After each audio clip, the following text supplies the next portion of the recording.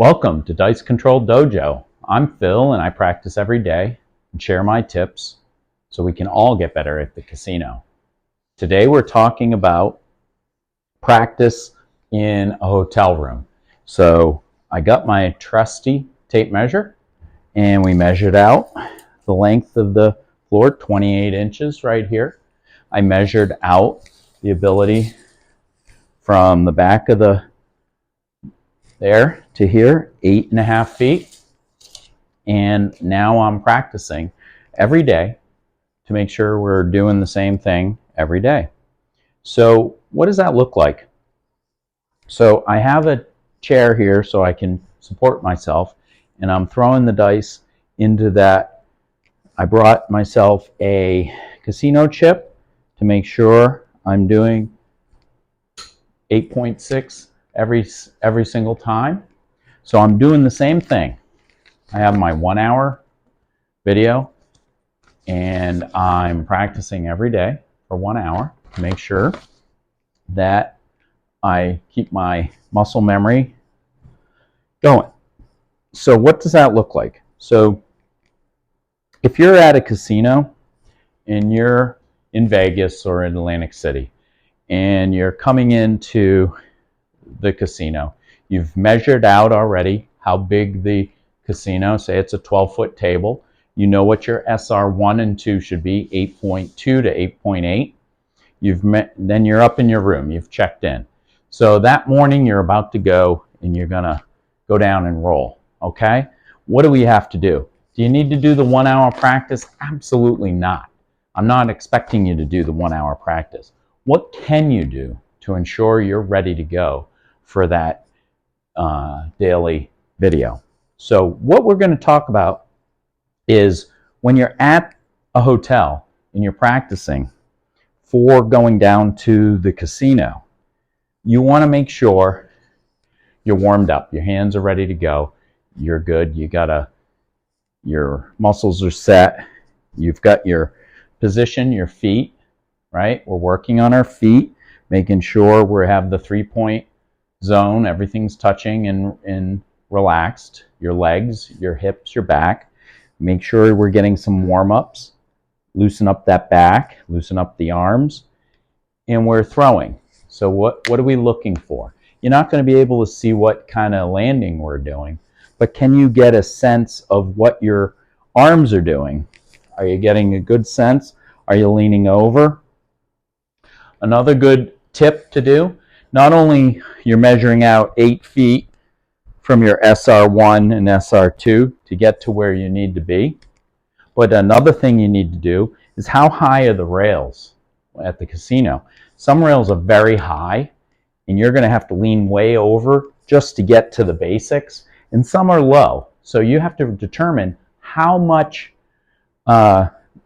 tall these are.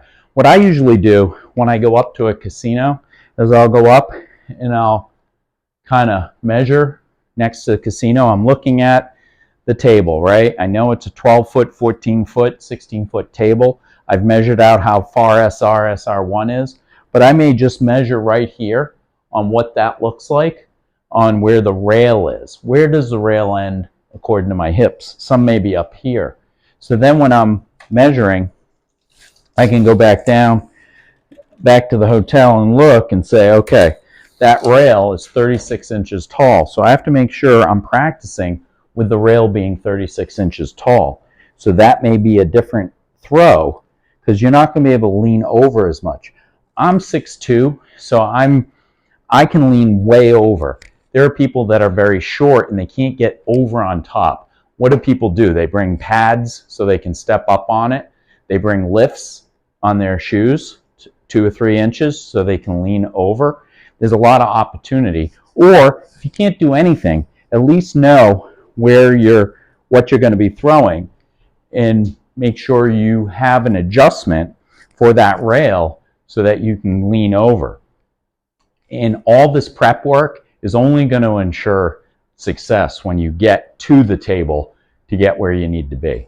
So I'm practicing every day, but when I'm at the casino, before I go down to warm up, I know my buddies are all active to get on that casino first thing in the morning, because that's when we don't have there's the least amount of people on the tables first thing in the morning.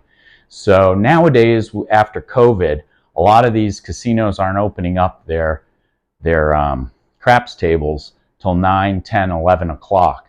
So we want to be the first to get there. That's another thing. Ask the pit boss, when does your craps table open up tomorrow morning, so that you're able to get there. If they're like it's 24 hours, don't believe them. Sometimes you get there in the morning, it's 6, 7 a.m. and there's nobody there. And they're like, oh, we're not going to open till 11. So plan your day, because if you're in Vegas, you have to figure out how many sessions are you going to have throughout the day.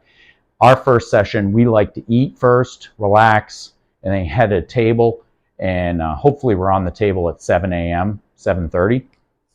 And if we're usually the only 4 people on that table, which is good to get some warm up. But also too, if you're back in the room before you're going down, this is the time that you need to loosen up your body. You need to relax. You need to get your throw in, and make sure your throw is muscle memory. So if your body can kind of react to what you're doing before you go, then your body will be adjusted when you get at that casino and you're able to throw. Now, like I said with us, we like to have breakfast first thing in the morning, and then we try and hit a table. But a lot of times, that may be 45 minutes to an hour. I was practicing in the morning and I'm not loose anymore. So sometimes after we have breakfast, some people go back up to the room. So that's a good time to kind of maybe go back to the room and throw a few, or maybe everybody's back at the room. There's also a way you can practice on the casino without having to lose any money. And that's a bet of a don't bet and a pass line bet and a don't pass line bet of the same. $15 pass line, $15 don't pass.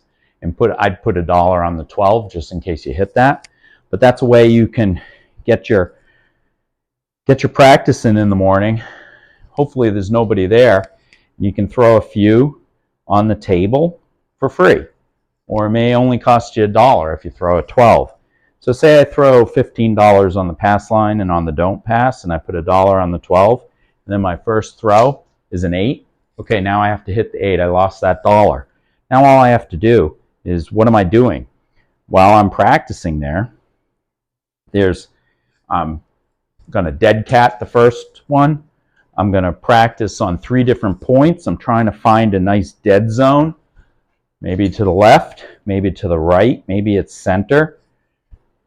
And all these things are practice, so that when you do want to really play, then you have the advantage by knowing what's going on. So say if you hit your 8, oh my God, you're going to get no money. They're going to pass. If you hit a 7, you get no money. It's all even.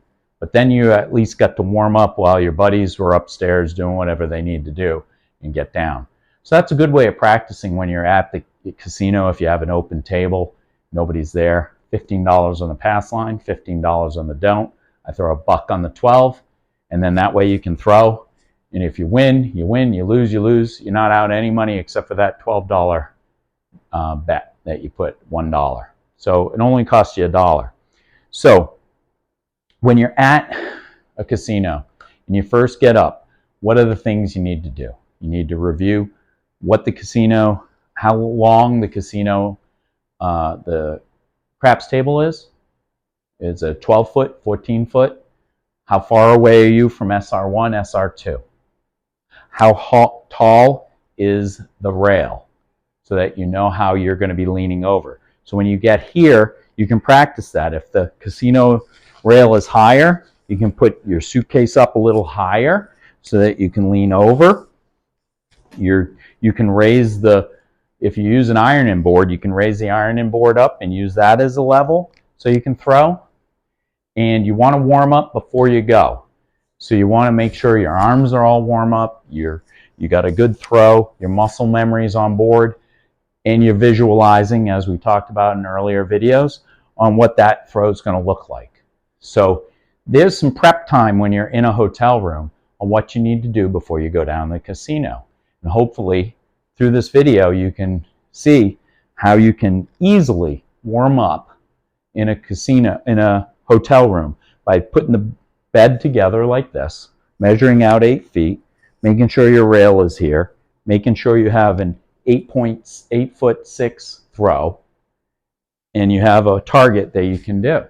You don't have to bring a ton of dice, you can bring a couple, but I hope this helped you to know how to warm up when you're in a casino hotel before you go down. And join me tomorrow, where we're going to talk a lot about ink. All right, we're going to talk about how I ink up my hand for the week, so I make sure that we get a really good level throwing, and I know where to set these dice each and every time. So join me tomorrow, and as always, whether I'm on vacation or whether I'm in a hotel in a casino ready to play, the best strategy to make a lot of money is to throw for a long, long time.